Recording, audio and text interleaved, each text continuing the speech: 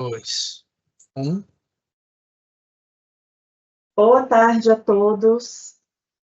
A gente está muito feliz de estar aqui em mais um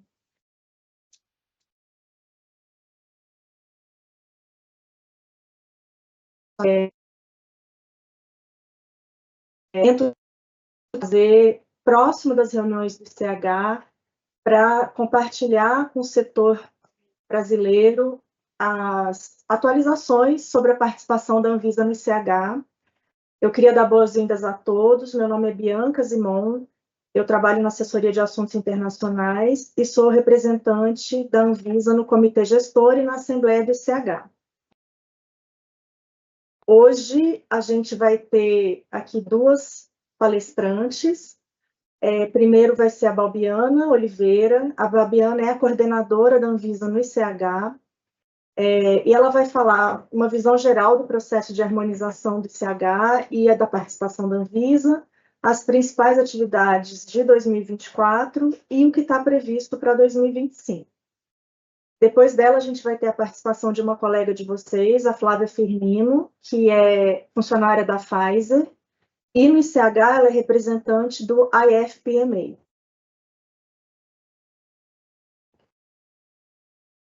Ação do setor regulado nas reuniões do ICH. Por fim, a gente vai ter uma breve sessão de tira-dúvidas. As perguntas vocês podem ir escrevendo no chat, a gente vai estar acompanhando por aqui e vamos responder ao final. Tá bom? Então, dou boas-vindas a vocês e passo a palavra para a Balbiana.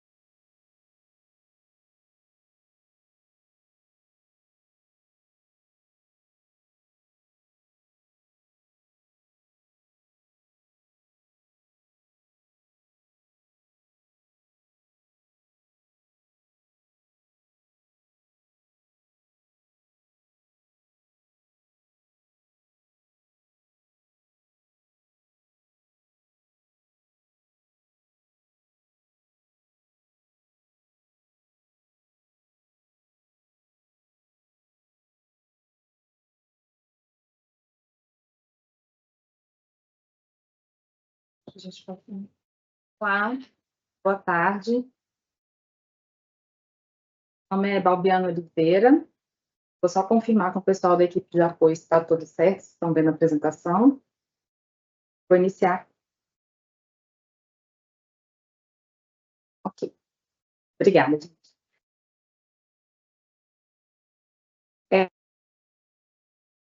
A Anvisa desde 2005, para quem não me conhece, eu sou farmacêutica, especialista, e tenho trabalhado desde junho deste ano, quando a Ana Carolina assumiu aqui a assessoria de relações internacionais. Ela era anteriormente a coordenadora do CH, então eu estou fazendo as atividades de coordenação aqui no CH. E hoje essa reunião, ela é a primeira reunião do ano, de diálogos regulatórios internacionais. A intenção é a gente fazer um breve overview sobre a visão geral do ICH, só para relembrar e pontuar alguns principais aspectos dessa iniciativa, de como são feitos os processos de harmonização, para quem ainda não tem muita familiaridade com esses processos, mas a gente não vai entrar em detalhes, tá? Vamos falar um pouco da participação da Anvisa, o histórico, como que a gente está hoje dentro da iniciativa, as principais atividades que aconteceram em 2004, as principais publicações, e um overview do que tem previsto no plano de ação do ICH para 2025.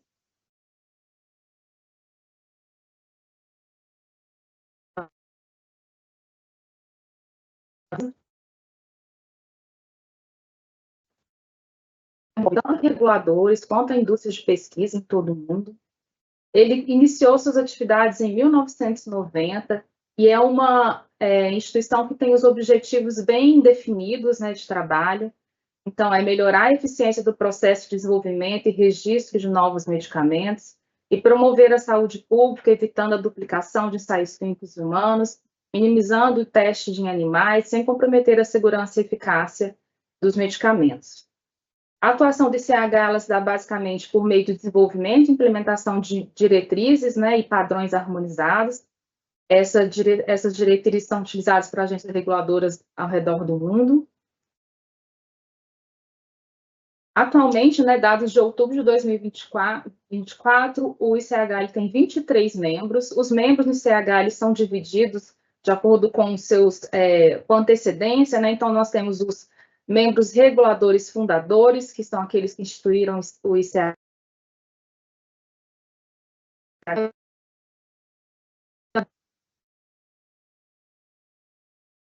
Temos também os reguladores permanentes, que são representantes de agências reguladoras que já estavam no ICH antes da reforma que aconteceu em 2015, né? Os reguladores, que são aqueles agências reguladoras que tiveram indicação como membro, né, fizeram sua candidatura como membro dentro da nova estrutura já do ICH, pós-reforma, em 2015, e os representantes da indústria.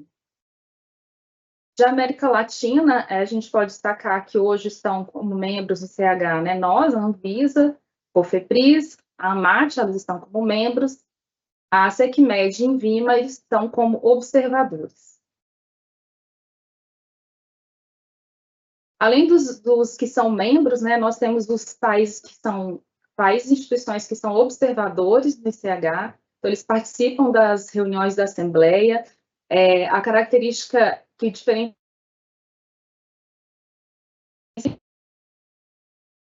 os membros têm, com um prazo delimitado.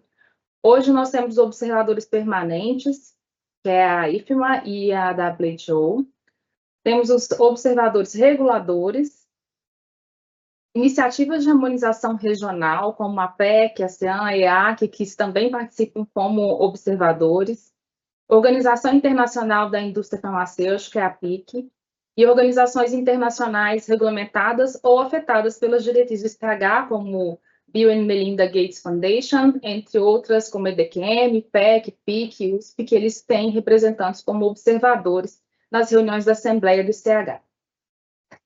Atualmente, a produção técnica do ICH, nós temos 77 guias de requerimentos técnicos, né, distribuídos em guias da qualidade, da segurança, da eficácia e os que são chamados multidisciplinares. Além disso, o ICH, ele produz padrões internacionais, então a gente tem o Electronic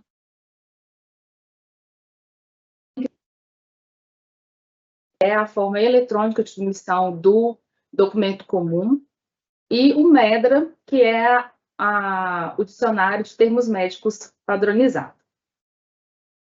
Essa estrutura de governança do ICH, hoje, como está representado, deixa eu ver se eu consigo apontar. Como está representado aqui, então a gente tem, o ICH hoje ele tem a Assembleia, que reúne 23 membros e 35 observadores. Então a Assembleia é onde são aprovados alguns documentos, outras estratégias do ICH, e os membros eles têm direito a voto na Assembleia. Tá?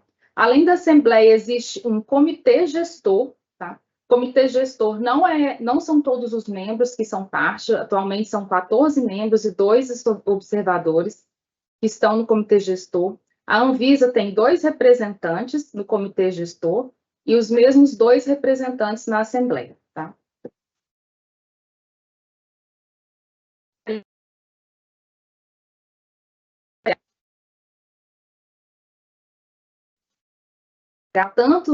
Tantas instituições, as nossas reguladoras envolvidas, é que ele tem um secretariado robusto, que faz toda a parte de gestão, de documentação, gestão de formação, organização de reuniões do ICH, que é o secretariado do ICH, e existe uma função no ICH que é chamada coordenadores. Os coordenadores, que atualmente eu exerço essa função, no âmbito do CH, ele é responsável por fazer toda a comunicação entre o secretariado e os representantes do grupo de trabalho. Então, toda a comunicação que é feita do secretariado com a agência, ela é feita através do coordenador do CH. Se for um representante da indústria, eles também, todos os membros têm o seu coordenador de CH.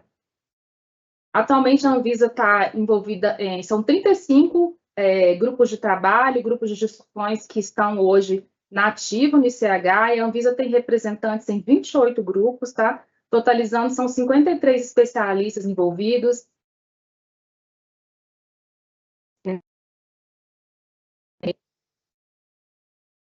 A forma de trabalho do ICH, então, para a gente ilustrar e entender o conjunto de reuniões que a gente tem ao longo do ano. Então, são 2 reuniões presenciais bianuais. Nessas reuniões, uma no primeiro semestre, uma no segundo semestre, se reúne o comitê gestor, a assembleia e alguns grupos de trabalho que solicitam reuniões presenciais. Elas se reúnem nessas 2 reuniões bianuais. Existe ainda uma reunião, uma terceira reunião, que é uma reunião interina, normalmente acontece também no primeiro semestre, que é uma reunião somente do comitê gestor do ICH, e alguns grupos de trabalho podem se reunir nessa reunião interina, mas normalmente é um grupo, 2, não são muitos grupos de trabalho, iguais são nas reuniões bianuais. Além disso, são várias teleconferências ao longo do ano, as teleconferências preparatórias das reuniões presenciais, as teleconferências dos grupos de trabalho, né? Nós temos grupos de trabalho que se reúnem semanalmente, então são muitas teleconferências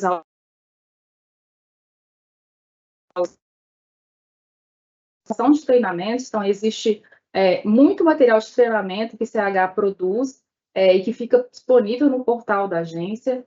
Existem todas as atividades de implementação dos guias, dos grupos de trabalho de implementação, com manutenção de perguntas e respostas, por exemplo, e toda a parte de gestão e planejamento que eles divulgam anualmente, né, que são os relatórios e os planos de ação. Inclusive, a gente vai ver um pouco deles aqui.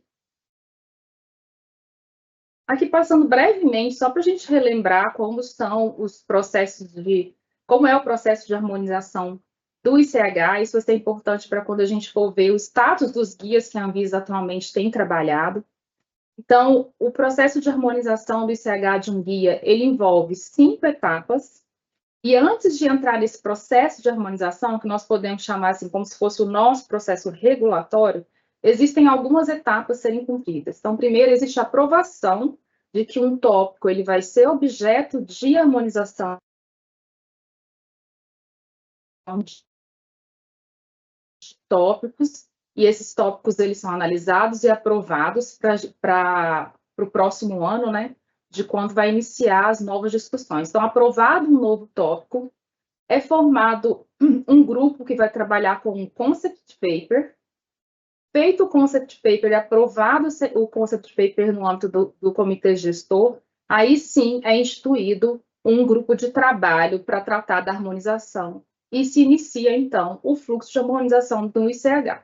Então, no step 1, vai ser elaborado o primeiro documento técnico de consenso entre as partes, onde estão regulados e reguladores nesse momento de construção.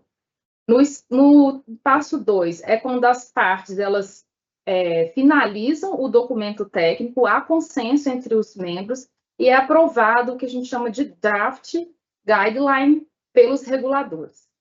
No step 3, aprovado o step 2, ele começa a fase de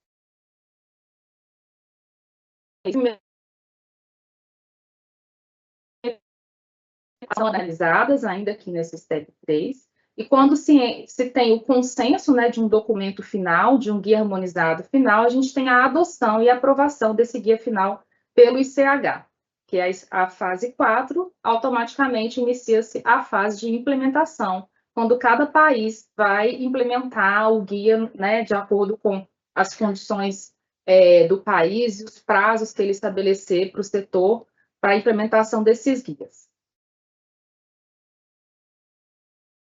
A estrutura de governança do ICH ela se desdobra, então, numa estrutura de governança dentro da Anvisa, né, com A gente tem a portaria atualmente, é a portaria 539 de maio de 2024, que é a portaria vigente. Ela revogou as portarias e orientações de serviço anteriores. Então, essa portaria ela vai dispor sobre a estrutura de governança da Anvisa para harmonização e internalização de temas desenvolvidos no âmbito do ICH. Qual que é o objetivo?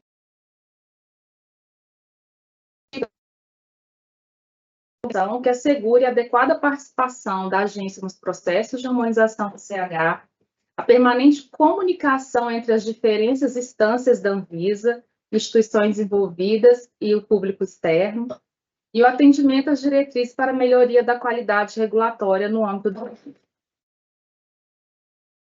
acidente. A implementação de um GuiA-CH, ela pode ocorrer na Anvisa por diferentes instrumentos regulatórios. Então, hoje, para fins de atendimento à definição de adesão exigida pelo CH, a Anvisa, ao final, ela deve ser capaz de receber um dossiê de registro de medicamento que atenda aos princípios do CH, dados regionais adicionais, ressalvados aqueles que são tecnicamente justificados, né? Como, por exemplo, estudos clínicos em populações específicas. Alguns países, eles fazem essas exigências.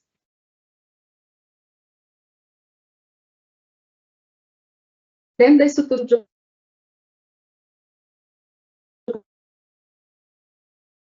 ele está ainda como representante do MC na Assembleia, a Bianca, que é a assessora que a gente fez a abertura, ela é a representante da Anvisa também no Management Committee na Assembleia, e eu sou como coordenadora dessa iniciativa do CH aqui na Anvisa. Breve histórico da participação da Anvisa. Então, a Anvisa, em outubro de 2015, houve a reforma do CH. Então, a gente tinha uma estrutura anterior, onde só os países fundadores e os que são chamados Standing Regulators, eles faziam parte do CH. E a estrutura foi redefinida para que outros países pudessem fazer parte da harmonização. Em dezembro de 2015, a Anvisa se tornou, então, observadora dessa iniciativa. Em novembro de 2016, tornou membro. Em novembro de 2019, a gente teve a primeira eleição para fazer parte do Management Committee. E agora, em Fukuoka, em junho de 2024, nós somos reeleitos como representantes, como membros no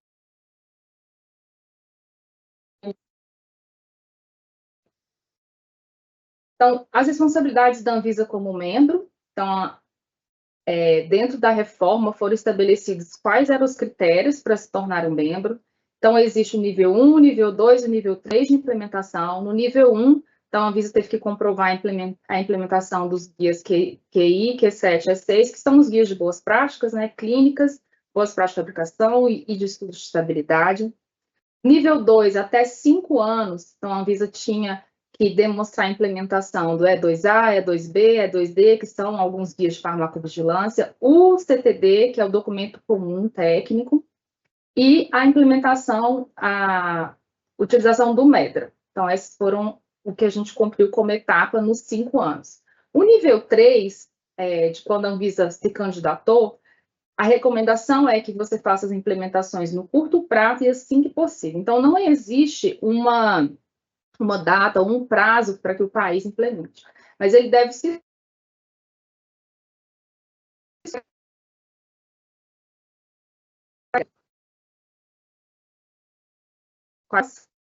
além da implementação das diretrizes, a gente assume o compromisso de uma participação ativa, né, em todas as reuniões e no comitê gestor, quando a gente é parte dele. No âmbito do GT, o compromisso de participar e contribuir para o trabalho de forma contínua e regular, e existe um pagamento das taxas anuais que são feitas ao CH.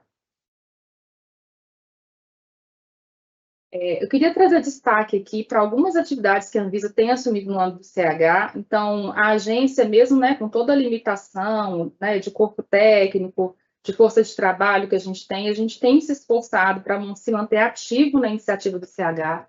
A Anvisa, ela participou ativamente desde a discussão da reforma e tem sido uma agência que tem sempre sido proativa no âmbito da instituição. Então, nós trabalhamos nesses últimos anos como co-líder na pesquisa de implementação do ICH, que foi a implementação feita pelo CIS, que muitos de vocês, né, responderam, que é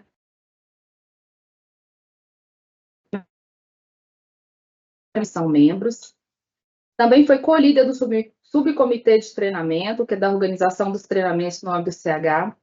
Um marco importante para os especialistas da Anvisa que trabalham nessa iniciativa, que a gente foi a primeira autoridade não fundadora do fórum a ser relatora de um grupo de trabalho que assume a posição de co-reporter, e a gente assumiu essa posição no grupo de trabalho de revisão do Guia E6, que é o Guia Q6, que é o Guia de Especificações.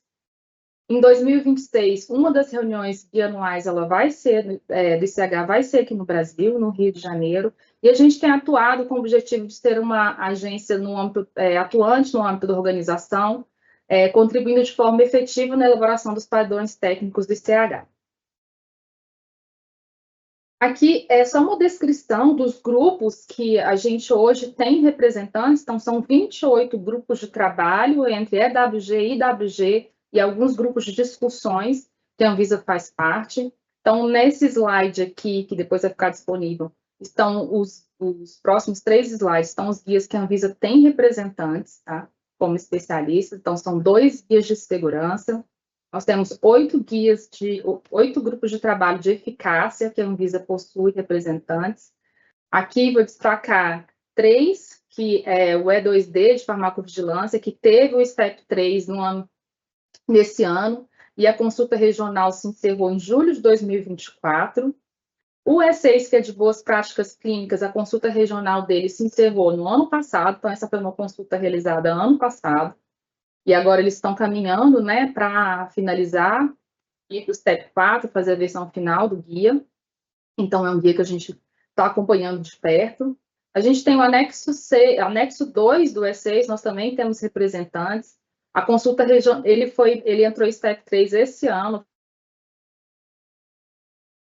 Ainda não. Dos de qualidade, a gente tem aqui todos os guias de qualidade, então estabilidade, de impurezas, os guias que a Anvisa hoje tem representantes, 7 guias da qualidade. Dos multidisciplinares, nós temos representantes em 8 guias da qualidade, 8 guias multidisciplinares, né? Fazer o destaque aqui para o M11, que ele teve, né, ele atingiu o STEP 3 em 2023, houve a consulta regional nacional. Esse grupo também está trabalhando com as contribuições e visando fazer um documento final. O M414, que é de uso de evidência de mundo real, misturando inglês e português, evidência de mundo real para avaliação de segurança de medicamentos. Ele também entrou em STEP 3 esse ano, a gente fez a consulta regional dele, que se encerrou em 24/8/2024. Além desses grupos de discussão que a Anvisa participa, então é o de pediátrico, que é um EWG, que a Anvisa participa, um grupo de discussão que ele é um potencial tópico para ser de harmonização no futuro, eles ainda estão discutindo, que é o de terapia gênica, né? Um grupo de discussão, nós temos representantes, e a gente tem representante no grupo de discussão da qualidade. Esse aqui é um gráfico do status de implementação hoje, né, de outubro de 2024 da Anvisa. Essas informações, elas ficam disponíveis na página do ICH. Se a gente entrar em cada guia do ICH, você consegue ver o status de implementação em cada país. Então, aqui nada mais é que todos os dados da Anvisa compilados. Eu faço só um destaque para dizer que a gente avalia a implementação, né, e desde que foi feita a reestruturação e a gente começou a discutir sobre implementação no âmbito CH, considerada aqui nessa variável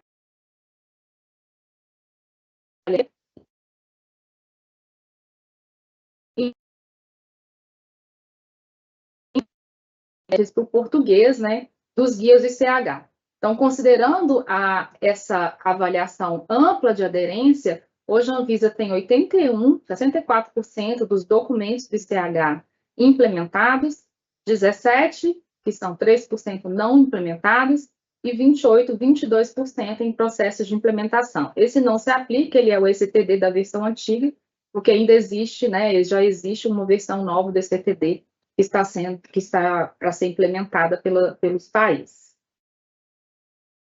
Mas ele ainda consta lá da lista de CH, né? SSTD versão 3.2.2. Aqui acho que vai ficar um pouquinho pequeno, mas é só uma tentativa de dar um overview, um panorama visualmente mais fácil, né, da gente ver quais são aqueles guias que são considerados implementados, são os que estão em azul, os que estão em processo de implementação são os que estão em laranja, os não implementados, eles estão em cinza,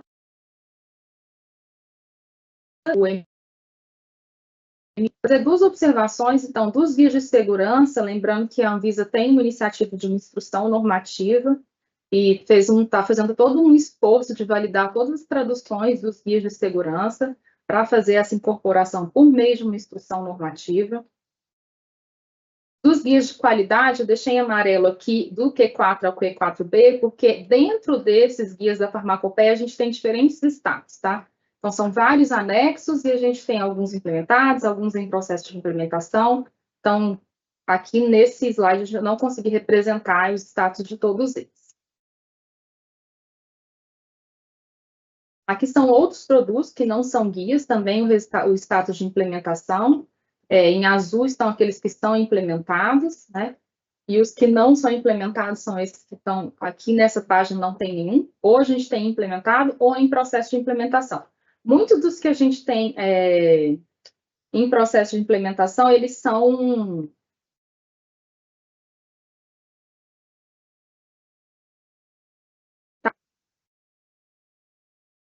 Tem poucos perguntas e respostas traduzidas. Aqui eu só coloquei uns slides para dar um overview. Quando a gente fala de implementação de guias do ICH, ainda existe muita dúvida, né? Até internamente, quando a gente vai discutir qual a forma que a gente vai implementar um guia, se a gente vai transformar em RDC, se a gente vai fazer em guia, se a gente vai fazer guia mais RDC, ele é um caminho que a gente está conhecendo e percorrendo a melhor forma ao longo desses anos. Eu trouxe aqui só para ilustrar, esses aqui são os slides de Fukuoka em 2015.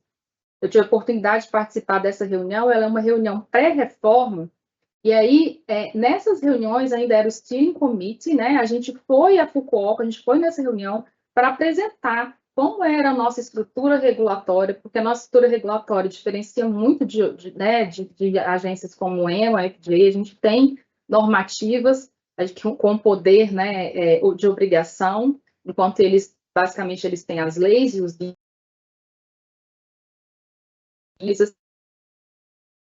né?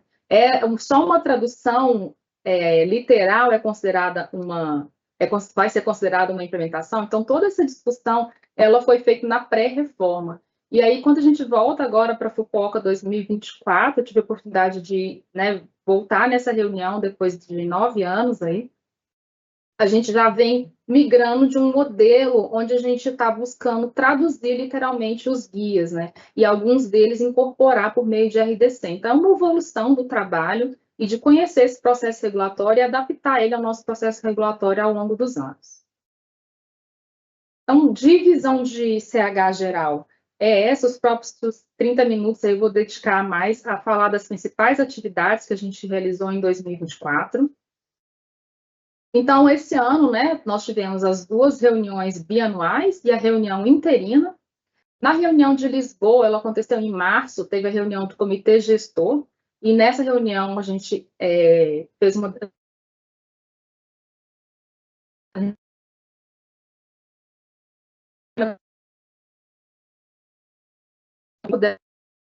trabalho, a reunião do comitê gestor. Em Fukuoka, no Japão, em junho, então a gente teve a grande reunião bianual, né, onde a Anvisa foi com representantes para 14 grupos de trabalho. Nessa reunião de Fukuoka, 2 novos membros foram aprovados, a Argentina e a Jordânia. Elas ingressaram como membros na iniciativa, e a Anvisa foi reeleita, né, para o comitê gestor, juntamente com outros membros reguladores que estão descritos aí, né? República da Coreia, China, Arábia Saudita e alguns membros da indústria, todos eles fazendo parte do comitê gestor. A reunião de novembro, que foi em Montreal, no Canadá, ela é a segunda reunião bianual do ano. A Anvisa foi com uma delegação de 16 para 16 grupos de trabalho, não são 16 pessoas, tem um grupo de trabalho, nós temos 3 especialistas, que é o Q6, que a gente é o co-reporter, então a estrutura necessária para ser relator ela é maior.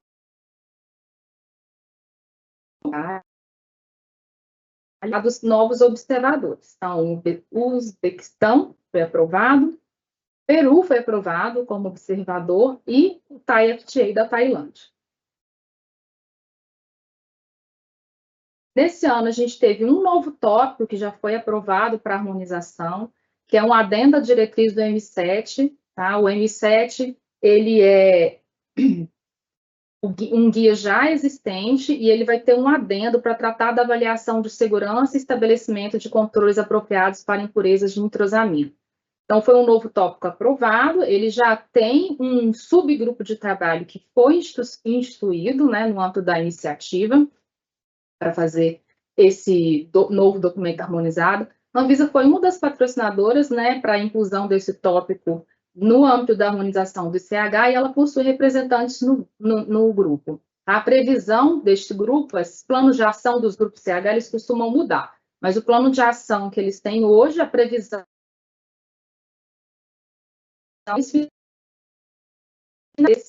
desse grupo, que é onde vai falar quais são os objetivos, qual vai ser o escopo desse grupo de trabalho. Também foi aprovado um novo Reflection Paper em Fukuoka, que é um Reflection Paper que já está disponível na página do CH, que ele vai tratar de oportunidades de harmonização para uso de dados de vida real e para gerar evidência de mundo real com foco na efetividade de medicamentos. Lembrando que existe um outro que já trata de evidência de mundo real com foco na segurança. Então, essa discussão para se harmonizar, para se discutir oportunidades de uso de evidência de mundo real para avaliação de efetividade, ele é um novo documento que foi publicado pelo ICH, aprovado em junho. Eles publicaram também um relatório de análise das contribuições recebidas, porque esse documento ele teve uma consulta realizada em 2023 e ele tem um potencial de ser um novo tópico de harmonização. Então, para quem tem interesse nesse assunto,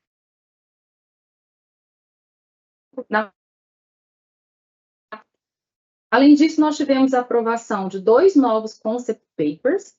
O primeiro é o E22. Toda vez que tem um símbolozinho da Anvisa aqui, ó, eu fui colocando na apresentação para ficar fácil ver que a gente tem representante nesses grupos, tá? Se não tiver o símbolo é porque a gente não tem representante. Então, nós temos representantes no E22, que trata de considerações sobre os estudos de preferência do paciente. O objetivo desse grupo é otimizar o uso de informações de preferência do paciente como insumo para o desenvolvimento de produtos farmacêuticos, tá? Usando uma estrutura harmonizada globalmente. A intenção é corroborar para que esses estudos de preferência de paciente eles tenham um valor regulatório global, né? Você consiga harmonizar uma estratégia de quando eles vão ser úteis do ponto de vista regulatório. A gente tem um outro concept paper que foi aprovado, que é o ES13, sobre avaliação, né, de segurança não clínica de terapias baseadas em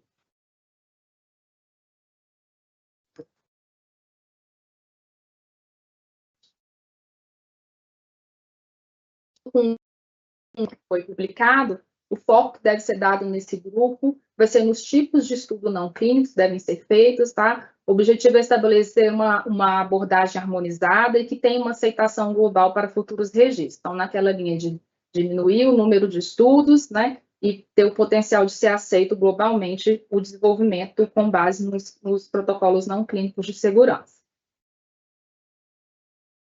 Ainda em 2024, então, a gente teve a aprovação de 2 drafts, tá? Que é no STEP 2, então, que eles vão seguir, né, aí para as consultas públicas regionais. Um deles é o draft do E6, anexo 2. Então, é um draft do Guia de Boas Práticas Clínicas, mas ele aborda mais um contexto de discussão sobre novos desenhos, uso de dados do mundo real, estudo de preferência de paciente, entre outros. Então, ele é uma parte do olhar da Boas Práticas Clínicas para esses novos alinhamentos de estudo. Tá?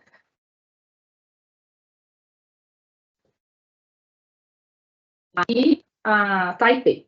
já iniciaram as consultas regionais, nós ainda não iniciamos essa consulta regional. E a gente tem representante nesse grupo. O segundo draft que foi aprovado, a gente não tem representante nesse grupo, tá?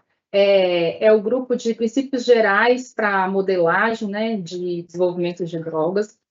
Esse MIDD é uma aplicação de técnicas de modelagem de dados, são modelos matemáticos usando dados não clínicos e clínicos, a fim de se prever efeitos de um medicamento em diferentes condições e populações. Tá? O guia ele vai trazer princípios gerais e boas práticas para o uso do MDD, e o objetivo é harmonizar as expectativas em relação ao uso desses padrões, ao uso desses modelos, padrões de documentação, desenvolvimento, avaliação do modelo e suas aplicações. Ele é um grupo pequeno, a Anvisa não tem representante, ele está com 7 membros, e iniciaram-se as consultas regionais a Taipei. Os países ainda não iniciaram.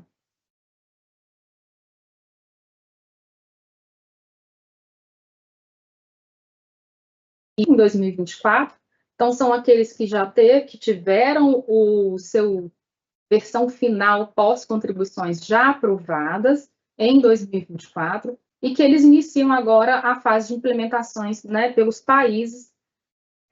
Aqui a gente tem, o Guia de Solventes Residuais, que foi aprovado em janeiro de 2000, em janeiro a gente não tinha representantes, nós tínhamos representantes no guia que é de estudos de interação, ele atingiu o STEP 5 em maio, né, desse ano. A Anvisa ainda não implementou, assim, não fez a tradução, ainda não fez o plano de implementação desse guia ainda. Ele é um guia inovador, a gente está discutindo como que a gente pode fazer a implementação, como que a gente pode disseminar os conhecimentos que tem desse guia, fazer os treinamentos e planejar aqui uma futura implementação desse guia. O Q4B, que são da farmacopeia, então um deles ele atingiu o STEP 5, a gente não tem representantes nesse grupo. M13, o Perguntas e Respostas, que é de bioequivalência, e o guia mesmo, né, de bioequivalência para formas farmacêuticas sólidas de liberação imediata, e nós temos representantes nesse grupo, e ele atingiu o STEP 5 em julho, né? Então, a gente vai começar a discutir agora também planos de implementação.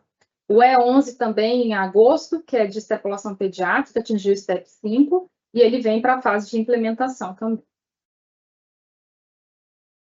Além disso, os novos materiais de treinamento de 2024 que foram disponibilizados, né, para quem tem interesse em fazer os treinamentos. Então, o grupo Q9, que é um IWG de implementação do Q9, ele finalizou os materiais de treinamento sobre gerenciamento de risco da qualidade, que já estão disponíveis no portal. E também teve a publicação do treinamento sobre o ICHE8, que é Considerações Gerais para Estudo Clínico. Tá? Todos os treinamentos, eles ficam tem para fazer capacitações ali dos guias ICH. Com relação às consultas públicas regionais de 2024, então nós fizemos a consulta pública do ICHE2D, que é da farmacovigilância, né, que é de dados de segurança pós-aprovação. Foi o edital público de chamamento número 4, e ele ficou em prazo de contribuições por 2 meses, encerrando em 8 de julho de 2024. Então, agora esse grupo segue discutindo as contribuições recebidas por todos os países, né, para elaborar, com fins de elaboração de um documento final. E o ICHN14, que foi o de dados de mundo real para a segurança, né, para avaliação de segurança, que teve edital de chamamento público número 7 desse ano, e o prazo de contribuição se encerrou em 24 de agosto de 2024. A Anvisa publicou ainda em 2024 2 guias, né, que foram guias de implementação. Então, esse modelo de implementação mais desses guias, né,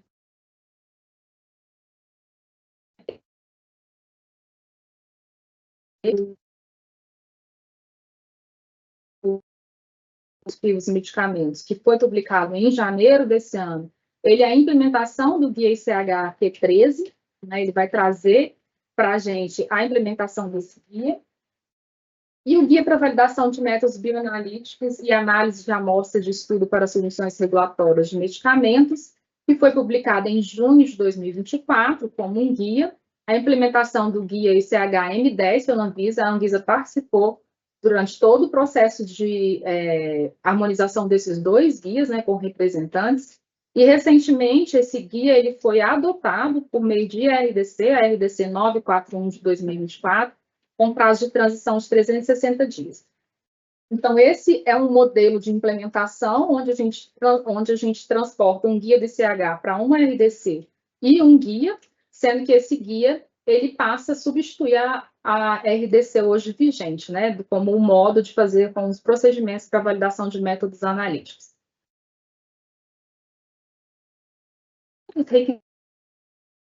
Então, princípios, a obrigatoriedade de se fazer a validação, para que se fazer a validação, né, para quais produtos, em quais momentos, alguns conceitos, e aí ela remete os procedimentos para validação, ela remete para o guia, que é um guia mais, né, um modelo de documento mais explicativo, mais fácil de se até compreender, né, quais são as exigências regulatórias a serem cumpridas. E principais atividades para 2025, eu tenho aqui as definições. O ICH ele publica um plano de ação na página deles para o próximo ano. Então, esses dados aqui nada mais são do que os dados trazidos desse plano de ação, com um destaque para o que a gente esperar aí para o ano de 2025. Como que a gente está planejando, a gente está tentando aqui, eu e a Bianca, fazer um planejamento do ano de 2025 de uma forma mais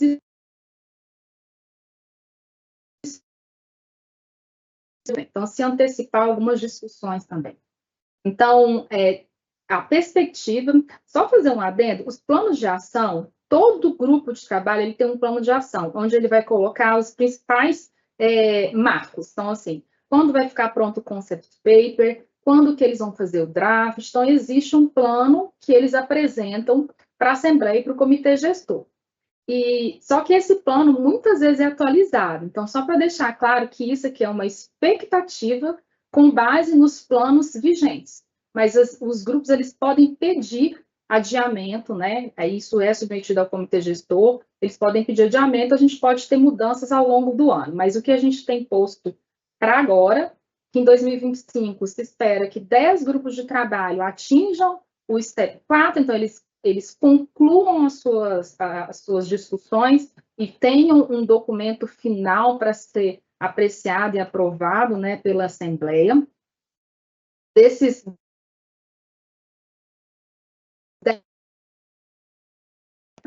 Então, a Anvisa está na discussão desses processos, a gente teve as consultas públicas, está fazendo a discussão das contribuições, e vamos seguir aí junto com os grupos para a discussão dos documentos finais. Então, isso a gente já acende um alerta aqui na coordenação e na gestão de guias que a gente vai precisar aprofundar, discutir com as áreas, para poder levar, né,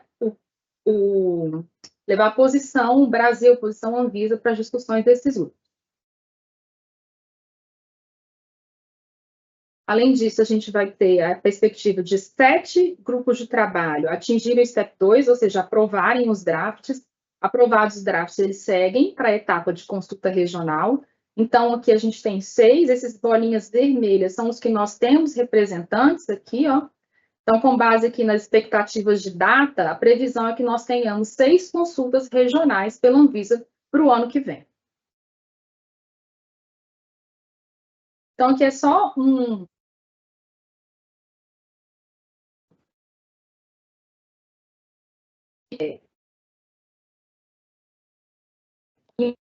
a primeira reunião bianual de Madrid. Nessa reunião está prevista a apresentação do guia E2D para a Assembleia, para aprovação do STEP 4, né, para a aprovação do guia final. Então, aqui, essa partezinha de baixo representa o quê? As discussões que nós temos que fazer preparatórias para essa reunião de maio, quando esse guia vai ser aprovado, na sua versão final. Então, são alguns pontos de atenção. Então, em abril, seria na sequência realizado o 16º Diálogo Regulatório Internacional, como a gente está fazendo aqui, um pós-reunião, tá? Nesse intervalo, nós vamos ter aprovados, que tem previsão de ser aprovado em maio, 2 consultas públicas, que são 2 guias que vão atingir o STEP 12, então o M13 e o Q1, Q5, que é da estabilidade. Então, nesse intervalo, a gente vai planejar os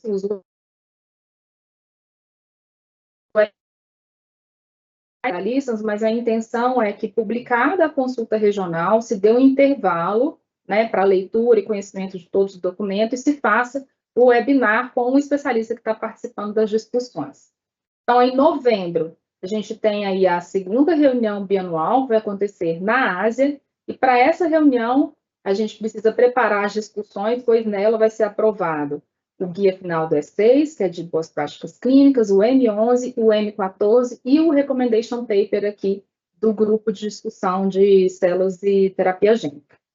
Então, em dezembro, a gente tem a perspectiva de fazer, então, o segundo DRI, e aí, na sequência, né, a gente vai ter se organizar para fazer as discussões dos 4 guias que vão ter a perspectiva de ter o draft aprovado na reunião de novembro, tá?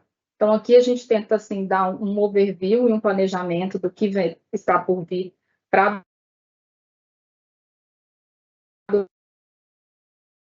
onde a gente pode encontrar informações sobre o CH. Então, a página do CH, ela tem muitos documentos, um dos princípios da instituição é a transparência, então você consegue achar lá todos os resumos das reuniões, depois eles publicam documentos mais elaborados, como se fosse a ata, né, das reuniões que acontecem, o status de implementação de todos os guias, você consegue baixar planilhas lá, com todos os dados, para fazer tratamento de dados, igual eu fiz aqui para a apresentação. Então, eu coloquei alguns links aqui de onde encontrar essas informações. Então, é isso. Eu queria agradecer a atenção de quem participou, quem for ver a gravação depois, né? Agradecer também o interesse de entender como que a Anvisa tem participado do ICH e tem se esforçado para ser uma agência atuante nessa iniciativa. E cada vez mais a gente quer trabalhar no ano que vem mais próximos modelos de reuniões, modelos de discussões que possibilitem uma discussão mais próxima. Nesse sentido, a gente tem conversado muito com a Flávia, que vai vir na próxima apresentação, falar como que o setor pode participar dentro do ICH, né, através da IFE. E aí a gente pode passar para a Flávia. Deixa eu ver aqui.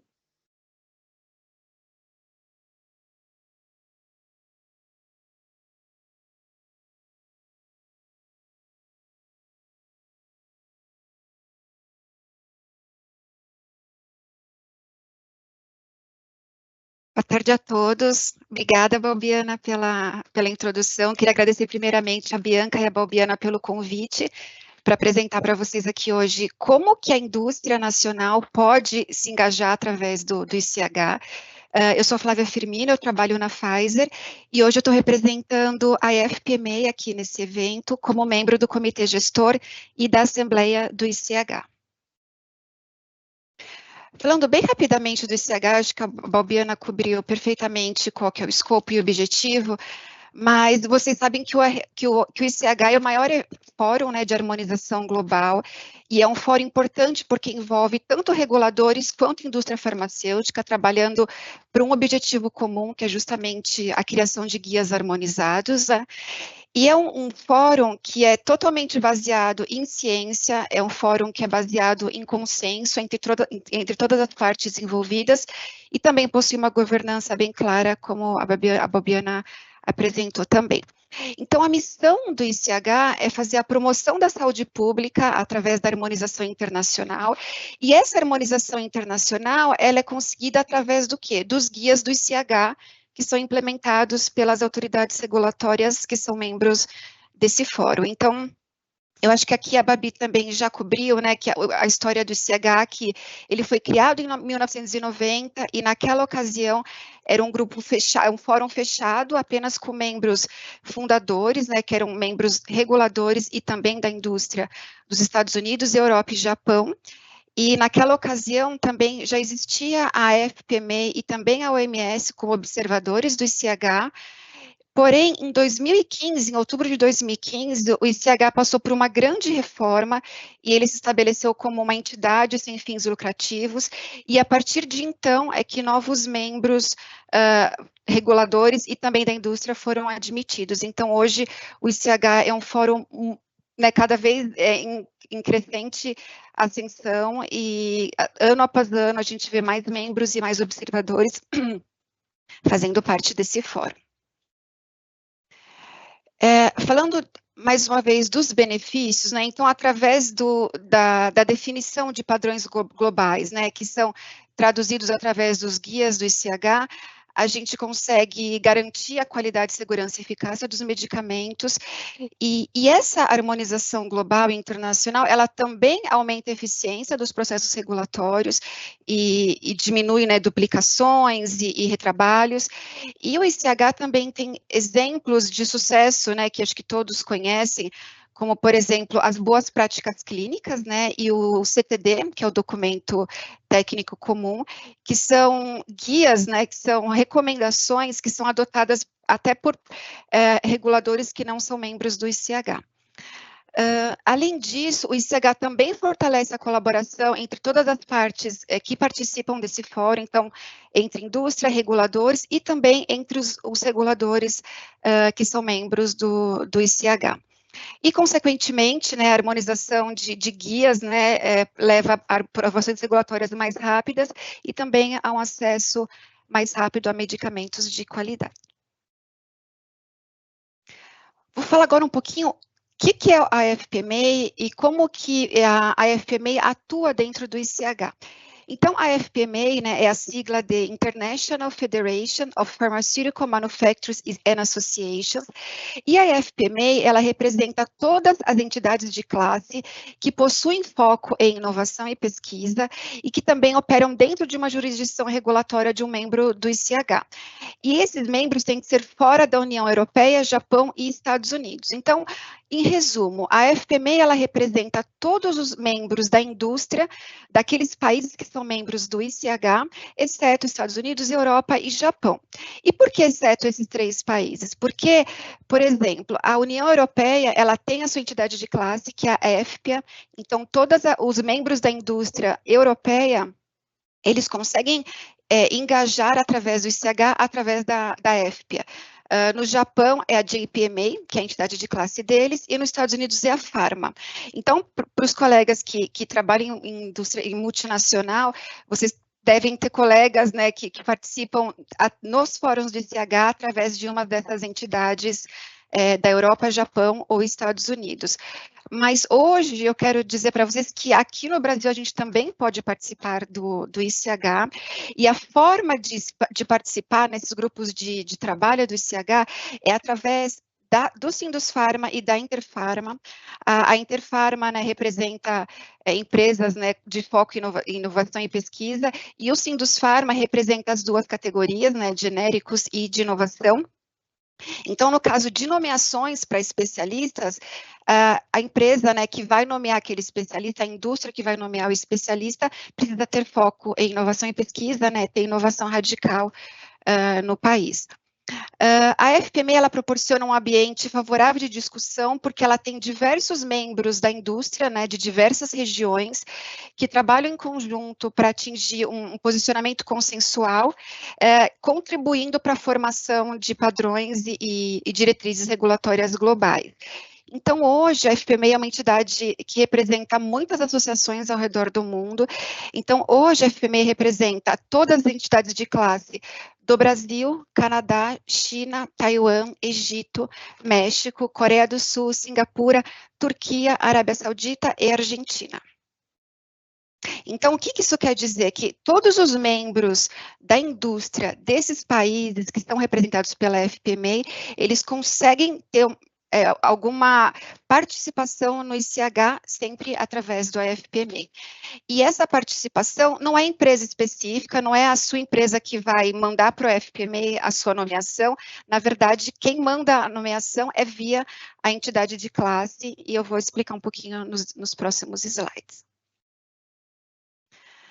A FPMA, dentro do ICH, ela é um observador permanente. Então, sendo um observador permanente, ela pode atender todas as reuniões da Assembleia e do Comitê Gestor do ICH, porém ela não tem direito a votos durante essas reuniões. A FPMEI também pode nomear até 2 delegados para atender tanto reuniões da Assembleia como do Comitê Gestor, e a FPMEI pode apontar especialistas para todos os grupos de trabalho do ICH. Ela pode apontar um líder especialista e um suplente. Então, atualmente, mais de 40 líderes, né, especialistas e suplentes representam a FPMEI em grupos de trabalho dentro do ICH, né, seja EWG, que é Grupo de Trabalho de Especialistas, Grupo de Trabalho de Implementação, que é o IWG, e grupos de discussão, que é o DG. Só para aqueles que não estão familiarizados com o ICH, o EWG, o Expert Working Group, ele é formado dentro do ICH sempre que tem um novo guia a ser elaborado, um novo tópico, né, que precisa de um guia a ser elaborado, ou quando um guia já existente passa por uma revisão. Então, nessas 2 situações, é estabelecido um EWG. Para aqueles guias que acabaram de ser concluídos, ou para aqueles guias já existentes e que precisa de um material de treinamento para suportar a implementação do guia, no ICH ele estabelece um grupo de trabalho de implementação, que é o IWG. Então, o IWG ele é formado quando tem a necessidade de preparar o material de treinamento ou o documento de perguntas e respostas. E o grupo de discussão, ele é estabelecido quando existe um novo tópico que precisa de uma discussão mais técnica entre várias entidades e que potencialmente essa discussão desse tópico venha a ser um tópico do ICH no futuro. Como a Babiana mencionou também, a FPMEI também aponta um coordenador do ICH, e a coordenadora do ICH da FPMEI, ela também é responsável por facilitar a comunicação, a coordenação e também a colaboração entre todos os delegados da FPMEI, né, que representados no ICH. Ela também é o ponto de contato entre as entidades de classe, e ela também faz toda a comunicação entre os especialistas da FPMEI dos grupos de trabalho e também ao contato com o secretariado do ICH. Aqui é uma representação de todos os grupos de trabalho que a FPMEI tem representação. Então, basicamente, são todos os guias que a FPMEI tem representação, né? Então, isso quer dizer que sempre que é formado um guia dentro do ICH, a FPMEI tem a possibilidade de indicar especialistas, e esses são hoje os grupos em que a FPMEI tem especialistas. Então, é um total de 22 líderes especialistas e 20 suplentes, dentre 21 grupos de trabalho e um grupo de discussão. Esses que têm uma estrelinha vermelha são grupos do ICH, né, grupos de trabalho do ICH que possuem a participação de especialistas da indústria brasileira. Então, hoje temos especialistas, né, participantes no E6, E11, E20, E21, E22, M4Q, M7, M11, M14, M15, Q1, Q5C, Q3, Q6, Q9 e o grupo de discussão de terapia gênica. E dentre esses 13 grupos que eu tenho brasileiros participantes, 4 deles eu tenho um brasileiro liderando o grupo, né, através da FPMEI. Então, eu tenho M4Q, a Sheila Inada é a líder da FPMEI dentro desse grupo de trabalho. Tenho o M7, que é a Patrícia Souza, a líder do FPMEI. Temos do grupo de discussão de terapia gênica, a Lília Gonzalo, que é a líder. E também o E22, que é a Lisis Lopes, que é a líder. Então, o que a gente vem observando é uma participação cada vez maior de especialistas nesse grupo, e hoje o objetivo aqui é justamente esclarecer potenciais dúvidas e encorajar vocês a participar das discussões e dos trabalhos do ICH. Então, vocês devem estar se perguntando como que eu participo de um grupo do ICH, né? Então, acontece que existe um estabelecimento de um grupo de trabalho dentro do ICH, né? Seja ele um EWG, o IWG ou DG, como eu expliquei, e esse estabelecimento do grupo de trabalho, ele acontece depois que que um concept paper, ele é aprovado, né, pelo comitê gestor. A Balbiana contou um pouquinho dos steps, como que isso funciona. Então, quando eu tenho um concept paper aprovado pelo comitê gestor, aí eu estabeleço um grupo de trabalho. Sempre que um grupo de trabalho é estabelecido dentro do ICH, existe um processo que a gente chama Call for Nominations, e nesse processo de Call for Nominations, a FPMA, a coordenadora do ICH do FPMA, ela manda um e-mail para todas as National Trade Associations, né, que são as entidades de classe, informando, né, dessa Call for Nomination, qual é o guia em questão, o que vai tratar esse guia, quais são os requisitos do especialista, né, que pode ser nomeado. Então, as trade associations, no caso, o Sindusfarma e a Interfarma, recebe esse e-mail sobre o Call for Nominations do AFPMA, e ao receber essa mensagem, tanto o Sindusfarma quanto o Interfarma encaminha esse Call for Nominations para uma lista específica, né, que vai receber essa informação, e aí as pessoas que recebem a mensagem do Call for Nomination já pode identificar dentro da sua organização, seja dentro da organização regulatória que ela faz parte, ou de uma organização de desenvolvimento, de manufatura, enfim, se ela teria algum especialista que poderia fazer parte desse grupo de trabalho.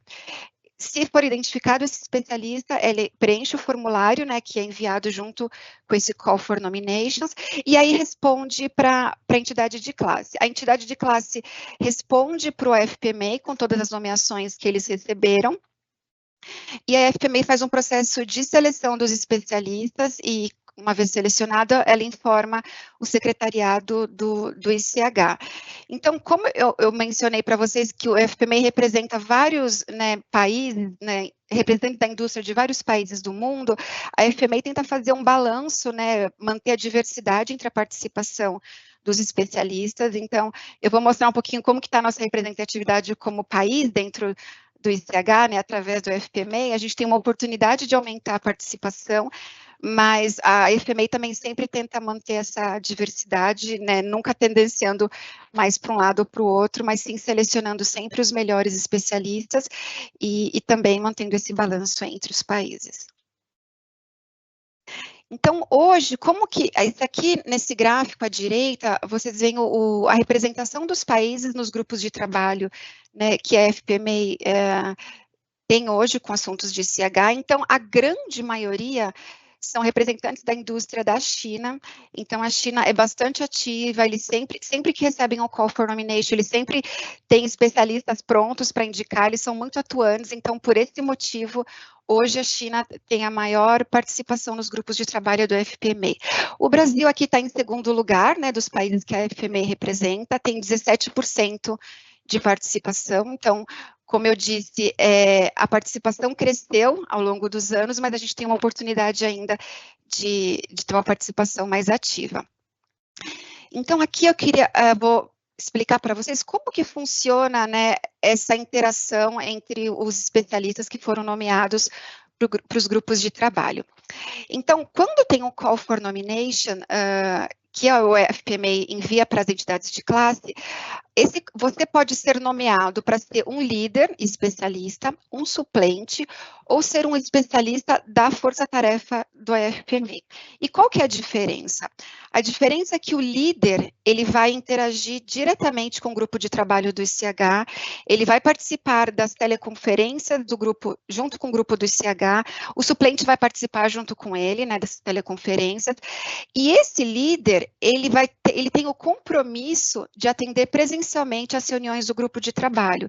Então, antes dele fazer a nomeação dele, né, e antes dele saber se ele vai ser aceito ou não como um líder do FPMA, ele já precisa ter um compromisso da gerência dele, da empresa dele, que todos os custos, né, das despesas das viagens para atender as reuniões presenciais vão ser custeadas pela empresa, né? Isso é um compromisso que o líder já tem que saber, já tem que ter esse endorsement da empresa antes de mandar a sua nomeação, porque não dá para um líder ser aprovado, e aí quando tem uma reunião anual, eu não posso ir porque eu não tenho orçamento, ou porque eu tenho outro compromisso da empresa. Então, uma vez que você quer ser nomeado para essa posição precisa ter esse compromisso, e isso tem que ficar muito claro, tanto para a pessoa que está sendo nomeada, quanto para a gestão, né? E é importante que eles saibam disso. E esse compromisso com custear as viagens, né, para atender presencialmente as reuniões, também se aplica para o suplente, porque o suplente, caso tenha algum problema com o líder, caso ele não possa atender por um motivo que seja plausível, o suplente, ele vai substituí-lo nessa reunião. E o suplente, ele também participa de todas as teleconferências junto com o líder, né? Então, ele apoia o líder em todas as reuniões com esse grupo de trabalho do ICH, e ele faz essa função mesmo de substituto. E aí também tem uma terceira opção, que é o especialista da força-tarefa do FPME. Então, para a nomeação de um especialista da força-tarefa, você não tem o compromisso de custear a viagem, porque o especialista da força-tarefa, ele vai atender teleconferências, ele vai conseguir contribuir para o grupo de trabalho de forma remota. Então, é uma posição muito interessante para aquela empresa que tem um especialista, que quer contribuir com o ICH, mas que naquele momento não pode se comprometer com viagens futuras, ou por orçamento, ou por projetos, enfim, mas que sim quer ter a participação nesse grupo. Então, essa é uma outra possibilidade. E como que funciona essa participação, né? Então, o líder, ele participa da reunião presencial, né, do grupo de trabalho do ICH. Quando ele volta da reunião presencial, ele tem o compromisso de compartilhar com o suplente e com a sua força-tarefa tudo que aconteceu na reunião, quais foram os pontos discutidos. Ele também solicita feedback, contribuições do grupo antes mesmo de ir para a reunião anual. Então, é um grupo que colabora muito bem entre si, um grupo de colaboração que fornece toda a expertise para o líder antes das reuniões, e também o líder, assim que volta da reunião, atualiza todo o grupo e também pede as contribuições. Então, é uma discussão bem rica, bem dinâmica, né? Alguns grupos, dependendo do status que está o desenvolvimento do guia, eles têm reuniões mais de uma vez na semana, tem grupo que durante algumas semanas tem reunião todos os dias. Então, é um compromisso, assim, bem, né, que demanda bastante tempo do especialista. E essa força-tarefa do FPME, ela tem especialistas de todos os países que a FPME representa. Então, ela tem especialistas do Brasil, México, Egito, China, Coreia, enfim, todo aquele grupo, né, de entidades de classe, eles podem nomear especialistas, e é uma discussão muito rica, porque são especialistas de diversas regiões do mundo, contribuindo para um objetivo comum, né, e com um tópico comum. Então, é algo muito interessante, assim, para quem faz parte desse, né, tanto como especialista da força-tarefa, como líder ou suplente, é uma experiência extremamente rica.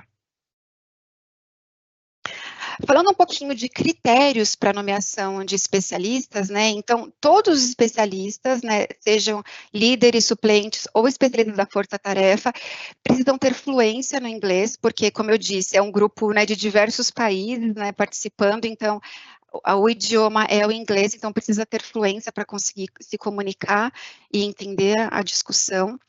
Também precisa ter a experiência científica necessária para contribuir ativamente para o grupo de trabalho, né, seja num papel de líder, suplente ou na força-tarefa. E também tem que contribuir ativamente de forma contínua e regular até que o trabalho seja concluído. Então, como eu mencionei, em alguns momentos do desenvolvimento do guia, é necessário maior dedicação dos especialistas para discutir, para alinhar, para chegar num consenso, e aí a gente precisa que os especialistas trabalhem sempre de forma regular, né? Não é começando a atender no início e depois dar uma pausa, não é isso que é esperado dos especialistas do FPME. É importante eu ressaltar aqui também que tanto o líder especialista quanto o suplente, eles têm contato direto com o grupo do ICH, como eu mencionei para vocês, mas eles não estão lá representando a sua própria opinião ou a opinião da sua empresa. Eles estão lá representando a opinião de toda a força-tarefa do AFP-MEI. Então, se naquela força-tarefa eu tenho representante de 5 países do AFP-MEI, é essa posição que esse líder ou esse suplente estão levando para o grupo de trabalho do CH, nunca sua própria opinião ou a opinião da sua empresa. E no caso dos especialistas da força-tarefa, eles compartilham dentro das reuniões com os líderes o posicionamento da sua entidade de classe. Então, esse especialista, ele sim representa o posicionamento do Sindusfarma ou da Interfarma. Então, é importante, muitas vezes, ter esse alinhamento dentro da entidade de classe com alguns especialistas para também obter input e contribuição para que você tenha clareza de que o que você está passando lá é realmente o posicionamento da sua entidade de classe. E uma coisa que é muito importante, né, que a participação nos grupos de trabalho, ele é para compartilhar um conhecimento técnico-científico da indústria, né, daquele especialista da indústria. Ele não é para fins educacionais dos participantes.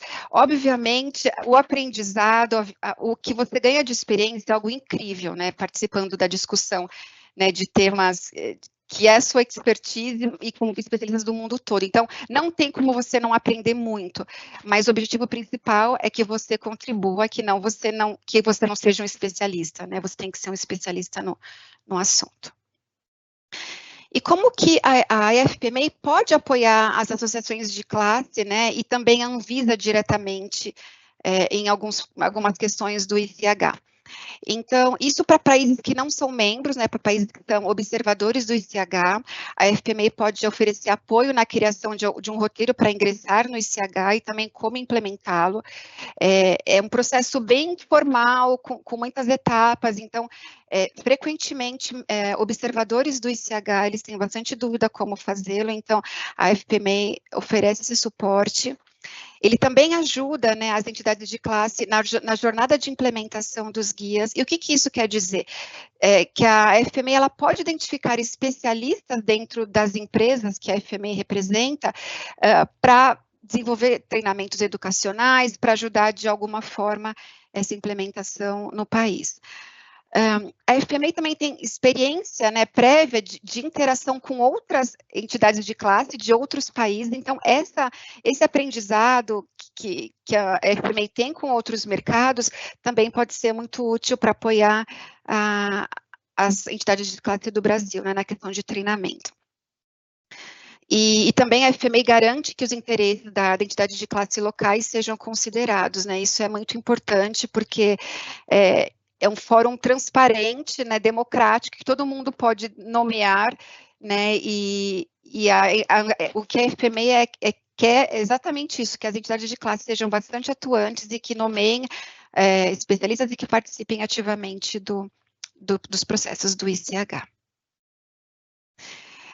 Dentro do site, do website da AFP-MEI, existe um documento, né, que faz um resumo de como que a AFP-MEI contribui, né, dentro do ICH, então eu vou deixar o link aqui, e se vocês quiserem se aprofundar depois, para saber mais informações, é só entrar nesse link.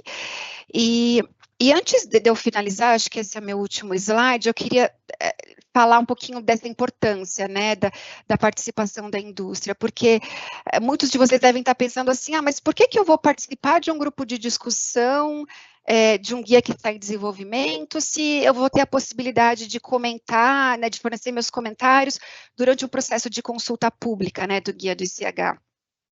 E esse é justamente o ponto que eu gostaria de ressaltar, porque quando a indústria tem a possibilidade de participar do desenvolvimento de um guia, ela consegue trazer nesse fórum todos os desafios daquela indústria local ou do ambiente do país, consegue entender por onde que a estratégia técnica, por onde que ela está indo e por que a estratégia é daquele jeito, então ela consegue entender o porquê, né, daquele requerimento que estão colocando, e ela também consegue se antecipar ao que vem por aí. Então, assim, a gente, quando atinge o step 3, né, do Guia do ICH, que é quando tem a consulta pública regional, aí todo mundo tem conhecimento de qual que é a proposta, né, de revisão do guia ou do guia novo. Mas quem é participante de um grupo do ICH, ele consegue saber com antecedência o que é aquele guia, o que eles estão querendo mudar, se tem alguma mudança que é muito significativa, já consegue se preparar e também auxilia na implementação desse guia futuramente no país. Então, por exemplo, se os representantes que são Sindusfarma e Interfarma, que participam dentro do ICH, eles conseguem compartilhar dentro das entidades de classe o que vem por aí, quais são as tendências, o que vai mudar, e aí isso para a implementação de um guia futuro, isso é fantástico, porque a gente já consegue se antecipar àquela mudança que está por vir. E quando um guia vai para uma consulta pública regional, a maior parte da discussão técnica já foi muito estressada, né, já foi muito debatida, e aquele documento já é um documento consensual dentro daqueles especialistas que trabalharam no guia, né, então, quando a gente consegue contribuir antes desse consenso, as chances são muito maiores, então, por isso que eu queria encorajá-los a participar, né, do ICH através da FPMA. Eu me coloco à disposição para esclarecer qualquer dúvidas que vocês possam ter. Eu sei que é um processo formal, no começo aparecem muitas dúvidas, mas o objetivo é esclarecer, né, todas as dúvidas e conseguir com que mais participantes brasileiros sejam atuantes no ICH. Aqui, para finalizar, um provérbio africano, né, muito conhecido: se quiser ir rápido, vá sozinho, se quiser ir longe, vá em grupo. E justamente, acho que o sucesso do ICH, né, indústria e reguladores trabalhando em conjunto, né, com o objetivo de harmonização global. Então, eu acho que é um fórum tão importante, né, para a indústria farmacêutica, e eu acho que quem puder fazer parte, né, eu espero que vocês se encorajem a fazer. Muito obrigada.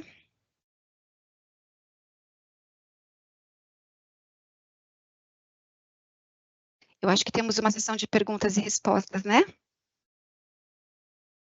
Isso, a gente recebeu não muitas perguntas, né?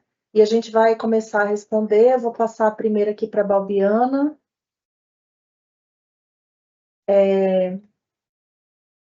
Qual a previsão para a implementação dos guias Q2 e Q14? Então, são os guias que tratam de validação analítica, né?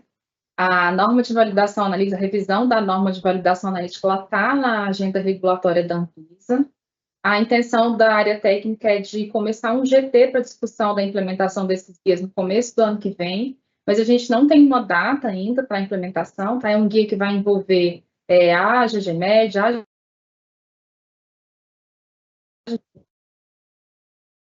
dessas discussões do ano que vem, tá? Não tem uma data ainda para a implementação. Certo. Aí uma outra pessoa também perguntou, gostaria de saber mais como é o processo para uma agência, membro, ser um patrocinador de um tema. Há algum tipo de compromisso específico ao ser patrocinador desse tema? Aí eu vou responder, e Balbiana e Flávio fiquem à vontade para complementar, tá? Para iniciar um novo tema, é exigido que o patrocinador tenha pelo menos um copatrocinador de tema. Então, nessa época agora de final de ano, há uma busca aí por copatrocinadores de temas e não existe um compromisso específico por um copatrocinador, nem para o patrocinador, mas é esperado que tenha um papel de relevância na condução do processo. Talvez como rapporteur ou como membro, como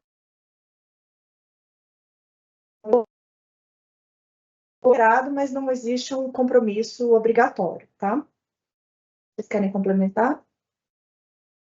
Não, é só falar que tanto os membros, então os observadores, eles podem propor os temas, então de agora até o final de dezembro, começa essa discussão, né? A gente tem uma lista já inicial de temas e uma busca por apoios de copatrocinadores entre os membros, né? Para que o tema possa constar da lista que vai ser avaliada e no futuro pelo comitê gestor. Aí tem uma pergunta que vai nessa linha. Depois da indicação de um novo tema, o ICH, qual é o prazo para que a Assembleia do ICH, qual prazo teria para deliberar sobre a aprovação desse tema ou do concept paper? Na verdade, funciona assim. Então, até dezembro, meados de dezembro, os membros podem indicar um novo tema e é esperado que a deliberação sobre a aprovação desse novo tema.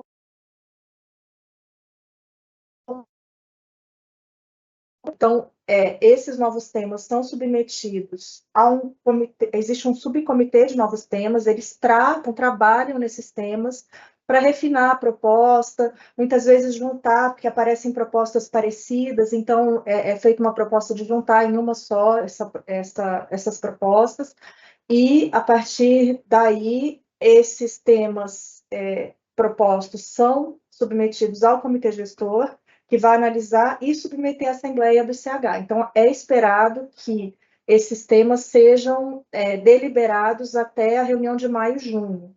Agora, o começo das discussões, de fato, pode ser atrasado, porque já existe uma fila de tópicos que foi atrasada por causa da pandemia.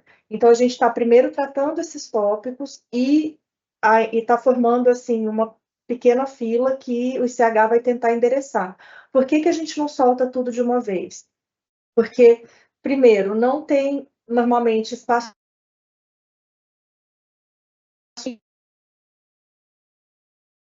esses temas. Então, muitas vezes uma pessoa que está atuando num grupo de trabalho aqui vai ser a mesma que vai atuar no próximo. Então, normalmente eles esperam terminar um grupo para começar outro que tenha questão de fundo parecida, por exemplo, um de qualidade, vamos esperar acabar um de qualidade para começar um novo de qualidade. É feita essa avaliação estratégica para o início dos temas.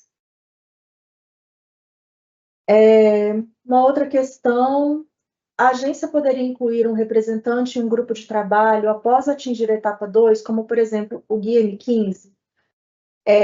No POP dos grupos de trabalho, é recomendado que os especialistas trabalhem no grupo desde o início. Então, é feito um call for experts logo no começo, quando o novo tema é aprovado, e é esperado que os membros já indiquem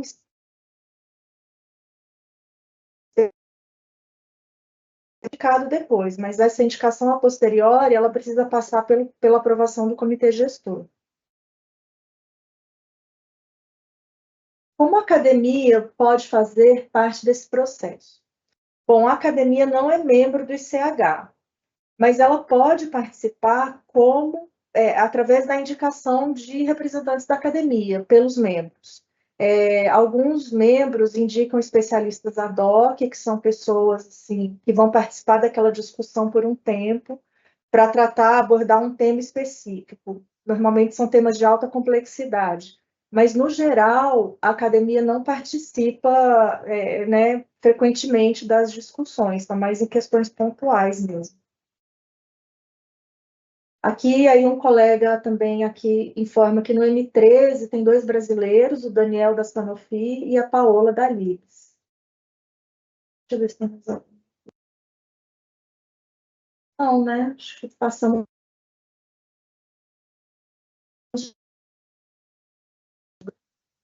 Flávia, para quem ainda não participa dos grupos diretamente, existem grupos no Sindus Inter, Sindus Farmas Interfarma? Então, para quem não está participando de um grupo de trabalho específico, eu sei que tanto o Sindus Farma quanto o Interfarma tem um grupo de ICH que acaba discutindo assuntos do ICH. Para ser honesta, eu não sei se tem algo, existe algo aberto para todos os participantes, acho que depois eu vou confirmar com a Luciana e com a Rosana essa questão, mas sim, se você é especialista, você não faz parte de um grupo de trabalho, e se existe um representante brasileiro dentro desse grupo, as suas contribuições podem chegar para esse especialista através das entidades. Agora, se não tem se a Infarma e o Sindusfarma não estão representados, e nesse grupo que você queira contribuir, não tem como. Só quando há um call for nominations. Por isso que é importante, sempre que tiver esse chamamento, né, para especialistas, que haja uma nomeação, no mínimo para ser especialista, porque as entidades de classe, daqueles que têm representantes dentro da força-tarefa, elas são informadas do andamento, do status daquele guia em desenvolvimento. Mas se a entidade de classe não tem representante nessa força-tarefa, ela não é informada do andamento, e ela só é informada quando tem uma consulta pública, né, no STEP 3, que é quando todo mundo é informado. Então, por isso que é tão estratégico e importante essa participação. Mas, respondendo à pergunta, você pode, sim, se tiver um especialista brasileiro nesse grupo que você tem interesse, é só mandar suas contribuições via entidade de classe. E aí, Flávia, ainda nessa linha, tem uma outra pergunta. Quando já existe o grupo de discussão na FPMA, a FPMA formado, é possível solicitar a inclusão de membros? Quando existe alguma desistência ou, né, um especialista muda de empresa ou de função, pode abrir vagas. Então, assim, existem grupos que já estão estabelecidos, e aí, por exemplo, um suplente teve alguma questão, e aí a FMA abre um call for nominations para aquele suplente, para um grupo que já está em andamento. Então, isso acontece direto, não tem como a gente prever quando vai acontecer, mas tem um grupo, não é um grupo que pode receber tantos nomeações quanto forem recebidas, né? Existe um limite, até para garantir que a discussão seja bem produtiva. Então, acho que no máximo 8 especialistas na força-tarefa, mais o suplente e o líder especialista. Certo, aí tem mais uma aqui para a gente. Quais são os benefícios da Anvisa ser parte do comitê gestor? O comitê gestor, ele tem a responsabilidade, né, como o próprio nome diz, né, de tomar as decisões do ponto de vista de gestão da iniciativa. Então, todas as questões de secretariado, elas são decididas no âmbito do comitê gestor. Não existe uma vantagem, por exemplo, de poder indicar mais representantes do grupo. Não existe esse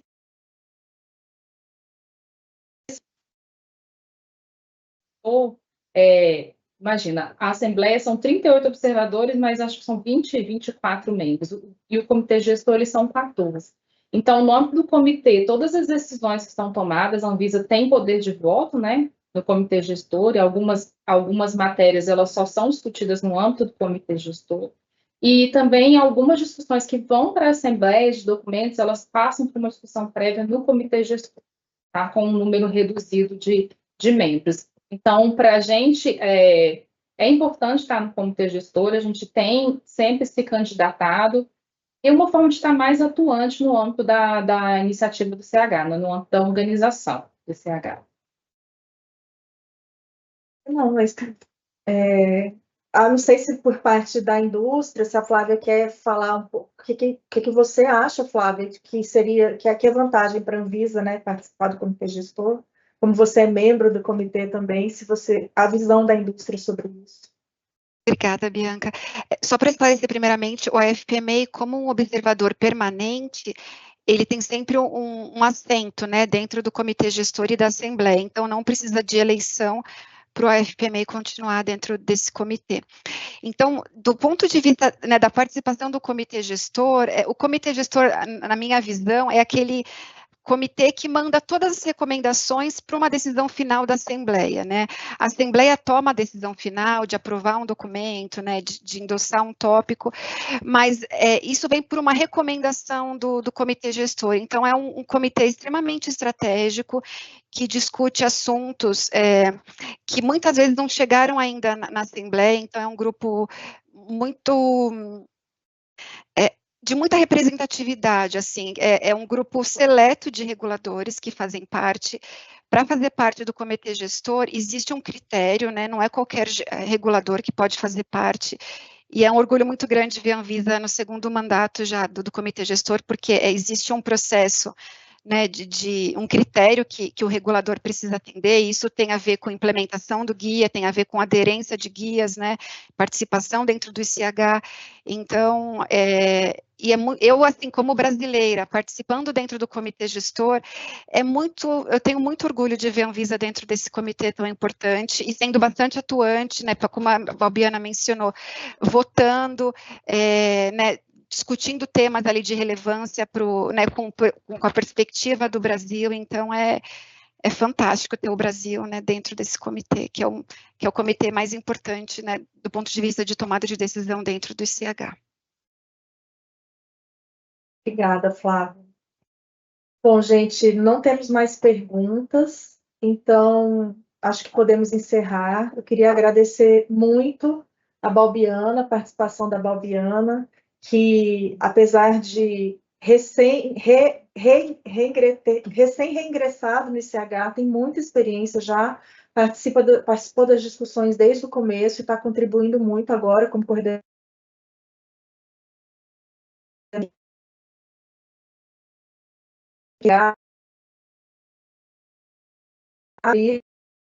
Fez agora, desde a última reunião, da penúltima reunião, a gente está fazendo uma reunião conjunta, Anvisa e FPME, com os representantes brasileiros, às margens ali do CH, para discutir os temas que estão sendo ali objetos de pauta daquela reunião. Então, isso é bastante legal, muito frutífero, e a gente agradece muito a parceria, Flávia, de sempre. Agradecendo também a todos os participantes. Agora estamos com 139 pessoas, mas teve uma hora que eu olhei, estava 249. Achei bem legal, apesar da gente ter a divulgação sair um pouco em cima da hora, mas a gente agradece muito pela participação de vocês e dizer que estamos sempre à disposição e contamos com o aumento da participação do setor nas reuniões do CH. Tem sido de grande valor ter brasileiros dando a sua voz e expressando as suas opiniões nessas discussões, que são muito importantes para a Anvisa. Agradecer a Flávia também pela parceria, por ter topado participar aqui com a gente. Só fazer um breve comentário, como o Bianca falou, eu participei, né, do começo das discussões pré-reforma do CH.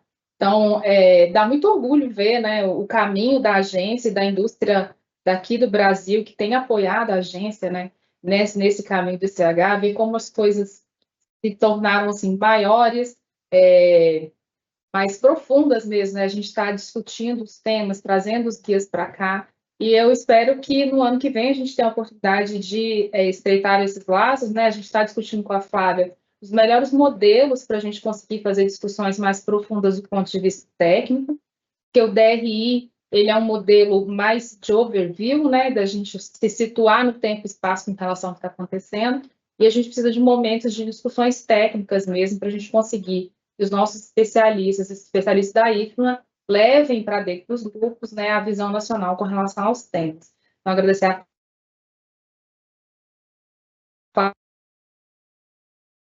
de dúvidas com relação ao ICH, eu e a Bianca, a gente está aqui levando a iniciativa aqui dentro da Anvisa. Isso. Flávia, você quer fazer seus comentários finais? Só quero agradecer mais uma vez, Bianca e Balbiana, pelo convite. Foi uma honra estar aqui hoje para falar desse tema e me colocar à disposição para esclarecer eventuais dúvidas. Muito obrigada. Boa tarde a todos. Boa tarde. Boa tarde a todos. Obrigada.